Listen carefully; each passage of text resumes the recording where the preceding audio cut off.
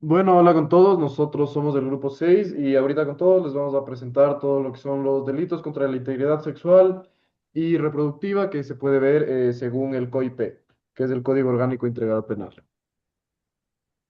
Listo. Primero vamos a iniciar con el artículo 164 que nos habla sobre la inseminación no consentida. La inseminación no consentida ocurre justamente cuando una persona ha realizado un procedimiento de inseminación artificial sin el consentimiento adecuado de manera libre o informada de esta persona que se va a realizar. El elemento central de este delito es justamente la falta del consentimiento de la persona, puesto que cualquier cosa que se realice en el ámbito médico necesita su debida autorización. Por otra parte, también tenemos el artículo 165 que nos habla de la privación forzada de la capacidad de reproducir. Este delito se da justamente cuando una persona es privada de su capacidad reproductiva sin su consentimiento, por ejemplo, mediante una esterilización forzada. En este sentido, igualmente, el delito se centra justamente en que se viola el derecho de una persona de decidir si quiere tener un hijo o no, por lo que este artículo está diseñado para proteger ese derecho. Mm. Luego vamos a seguir con el artículo 166, lo cual es el acoso sexual. Este es un delito que ocurre cuando una persona realiza comentarios, insinuaciones o propuestas de carácter sexual sin el consentimiento de la otra, generando incomodidad, presión o incluso miedo. No es necesario que exista un contacto físico, ya que este puede darse mediante palabras, mensajes o gestos. Y muchas veces ocurre en contextos donde hay una relación de poder, como entre un docente y un estudiante, o un jefe y un empleado, lo que hace más difícil que la víctima pueda rechazar la situación. Por otro lado, en el artículo 167 existe el estupro, que es un delito diferente ya que implica una relación sexual con una persona menor de edad, específicamente entre los 14 y 18 años, por lo que se produce mediante engaño, manipulación o abuso de confianza por parte de un adulto, quien se aprovecha de la inexperiencia o vulnerabilidad emocional del adolescente, como por ejemplo haciéndole falsas promesas o generando una dependencia afectiva. Tenemos el artículo 168, distribución de material pornográfico a niños y niñas y adolescentes menores de edad. Consiste en entregar o mostrar o difundir material pornográfico a menores de 18 años. Esto es el claro ejemplo de lo que vivimos hoy en día por las redes sociales, ya que es mucho más fácil el acceso de menores de edad a estas plataformas donde se pueden enviar por medio de este tipo de contenido. Un adulto envía videos sexuales explícitos a adolescentes por las redes sociales. Ahora les voy a dar lo que es el artículo 169 que dice sobre la corrupción de niñas, niños y adolescentes, que este artículo implica promover o exponer a menores de edad a lo que es una interacción sexual que pueda afectar su integridad y su desarrollo.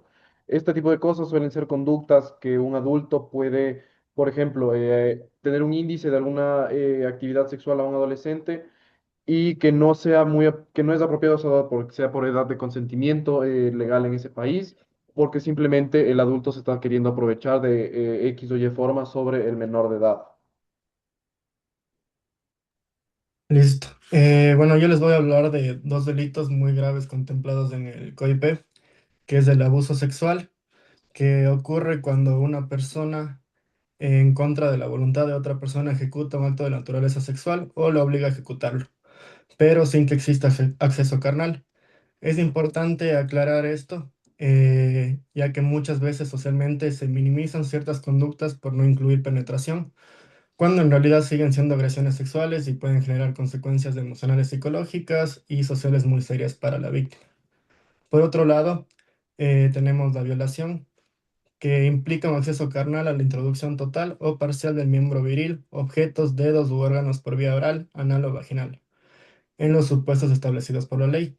El QIP señala que este delito se configura, por ejemplo, cuando existe violencia, amenaza o intimidación, cuando la víctima no puede resistirse o cuando se trata de una persona menor de 14 años. esa diferenciación es importante porque permite entender que no toda agresión sexual se encuadra igual jurídicamente, aunque todas constituyen vulneraciones graves a la integridad y dignidad de la persona. Bueno, en este caso de ahí yo les voy a hablar del artículo 171.1, que se refiere a la violación incestuosa, que aunque el COIP no usa siempre el término como violación incestuosa como una categoría separada, se reconoce, sí reconoce que es agravante cuando existe una relación familiar o de confianza. Bueno, esto se refiere a la violación cometida por padre, madre, padrastro, madrastra, hermanos, tío, abuelo o cualquier figura con un vínculo familiar o responsabilidad sobre la vida. Y bueno, por otro lado, voy a estar hablando del artículo 172, que es utilización de personas para exhibición pública con fines de naturaleza sexual. Y bueno, esto principalmente consiste en utilizar a una persona en exhibiciones públicas, como su nombre mismo lo dice, para una finalidad sexual. Bueno, lo que principalmente hablan estos dos artículos, según el Ecuador, eh, yo creo que se deberían mejorar mucho más estos temas, sobre todo en el tema de la violación incestuosa. Yo creo que debería existir sobre todo un mejor acompañamiento a la víctima y sobre todo el hecho de que no se tenga que repetir la historia por varias veces, ya que muchas veces son cuestionadas o no creídas. Además tenemos el artículo 173, contacto con finalidad sexual con menores de 18 años por medios electrónicos. Se refiere a contactar digitalmente a una persona menor de edad con propósito sexual. Esto se ve mucho hoy en día, como veíamos antes, por la falta de educación tecnológica, la falta de educación digital y por el poco conocimiento del manejo de redes sociales. Creo que esto no se maneja muy bien hoy en día y podríamos poner mucho más empeño en cómo controlar esta parte para que esto no ocurra, ya que los adultos o de cualquier edad escriben con el fin de interactuar con una persona buscando una conversación o encuentros Ujú. sexuales. Bueno, y por último, yo les voy a presentar lo que es el artículo 174, que habla sobre la oferta de servicios sexuales con menores de 18 años por medios electrónicos. Este artículo consiste en promover o ofender estos servicios sexuales a personas que son menores de edad por estos medios electrónicos, como lo que puede ser que una persona publique o tenga algún chat sexual, algún grupo de WhatsApp, alguna red social, para promover imágenes, videos de menores de edad involucrados en actos sexuales que claramente no deberían. Yo creo que esto debería tener una clara mejora en la institución, debería mejorar esto porque no es muy ético, la verdad, que se pueda conseguir, aparte con la facilidad que es esto, no tiene ningún sentido que solo por medio de cualquier persona, por varios clics, los hijos de las personas, de papás de niñas estén con el miedo de que sus hijas puedan exponerse a este tipo de cosas.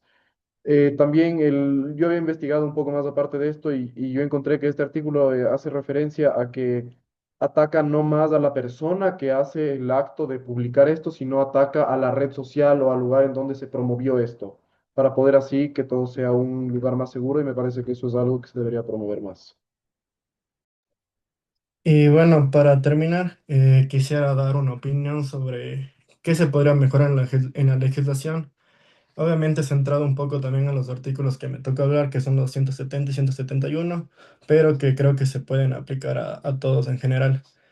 Bueno, considero que la legislación obviamente es necesaria, pero todavía puede fortalecerse en su aplicación, ya que no basta con que estos delitos estén tipificados, sino también hace falta reducir la revictimización, mejorar la capacidad de quienes administran la justicia y promover una educación más clara sobre los consentimientos, límites y violencia sexual. También creo que conocer sobre estos artículos que mencionamos hoy en día, especialmente en un espacio universitario, es fundamental porque ayuda a identificar conductas que no deben normalizarse y nos recuerda que la violencia sexual no es solo un problema legal, sino también ético, social y humano.